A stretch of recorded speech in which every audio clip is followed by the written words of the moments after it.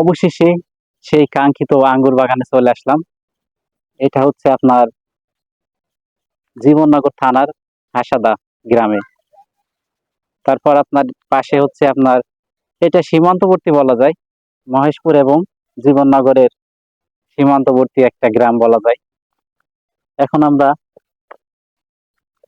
ভিতরে যাব, আঙ্গুর দেখি সব নষ্ট হয়ে গেছে। আসলে কি, ফলন অনেক বেশি তো, এটার কারণে আরো আপনার বেশি নষ্ট হয়েছে।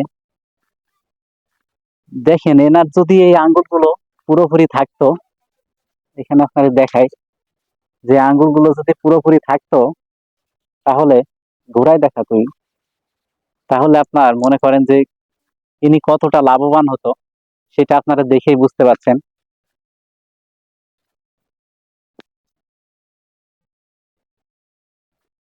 কারণ কি, আপনার একদিক থেকে উঠাইছে, আরেক দিক থেকে আপনার নষ্ট হয়েছে, আমরা এটা দেখে বুঝতে পারছি।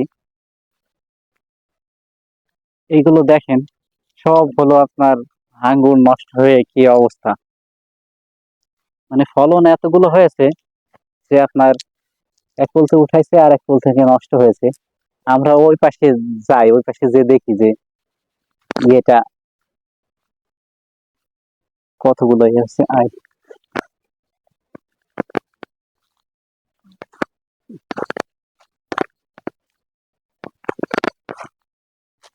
বাংলাদেশে যদি এত ধরন হয়, তাহলে আপনার অন্য দেশের আপনার কেমন। আমাদের দেশ হচ্ছে সোনাই সোহাগা, একটা কথা আছে না, যে আমাদের দেশে যেটাই দিবেন না কেন, এটা কিন্তু আমাদের দেশের ফল না, তারপরও দেখতে পাচ্ছেন আপনারা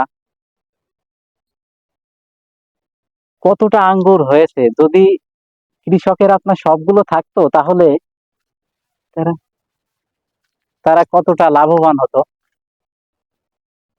আপনারা দেখেই বুঝতে পারছেন।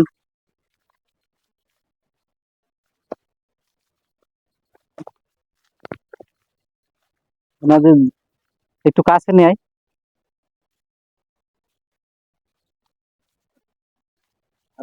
এই যে দেখেন, আপনার সব কতগুলো ফল দেখতে পাচ্ছেন আপনারা, এগুলো কিন্তু সব নষ্ট হয়ে গেছে। আমরা আসছি অন টাইমে তো, এটার কারণে। তো আপনাদেরকে সব ঘুরে ঘুরে দেখাচ্ছি, আপনারা দেখতে পাচ্ছেন যে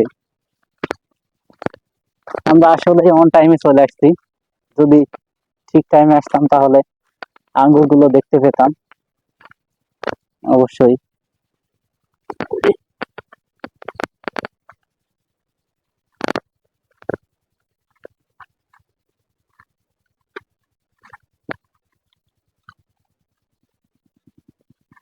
অনেক গরমের ভিতরে আসছি আমরা, তারপরও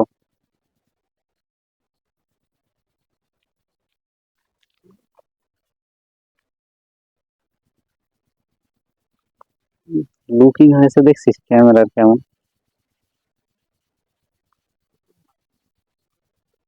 এই যে দেখেন, আপনার কতগুলো আঙ্গুর নষ্ট হয়েছে তার।